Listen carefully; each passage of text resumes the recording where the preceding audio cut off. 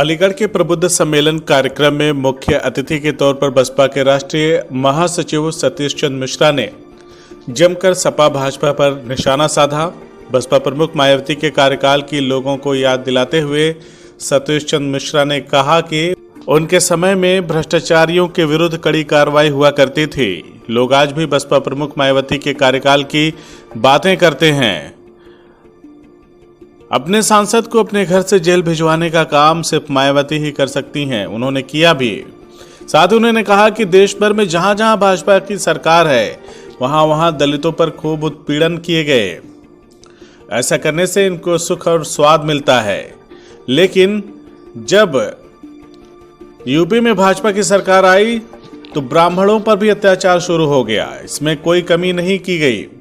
ब्राह्मणों को भाजपा ने बंधुआ मजदूर समझा था, लेकिन अब ऐसा नहीं होगा। सतीश चंद्र मिश्रा ने कहा है कि सपा व भाजपा कुछ न कुछ कर रहे हैं या करने वाले हैं। ये सभी लोग बसपा के पीछे पीछे आ रहे हैं। इसका मतलब ये लगाया जा सकता है कि ये सभी परेशान हो गए हैं।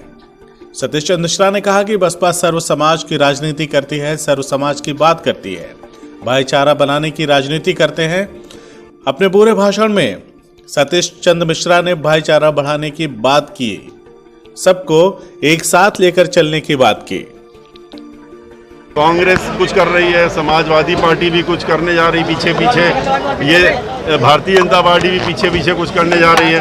तो ये कर रहे हैं तो अच्छा है, पीछे पीछे आ रहे हैं, इसके मतलब परेशान हो गए हैं ना, आप घबरा गए हैं। राजनीति करते हैं, सपा ब्राह्मण राजनीति करती है। किसने कहा? अभी आपने प्रश्न का आप ध्यान कहीं और था, अभी हमने जवाब दिया। हम लोग सर्व समाज की राजनीति करते हैं, भाईचारा बनाने की राजनीति करते हैं। हमने पूरे भाषण में अपने भाईचारा की बात की, सबको एक साथ लेके चलने की बात की है। लेकिन अगर किसी एक जाति का, दो जाति का, 5 जातियों का उत्पीड़न हो रहा है तो उसको भी हमने कहा कि नहीं होना चाहिए।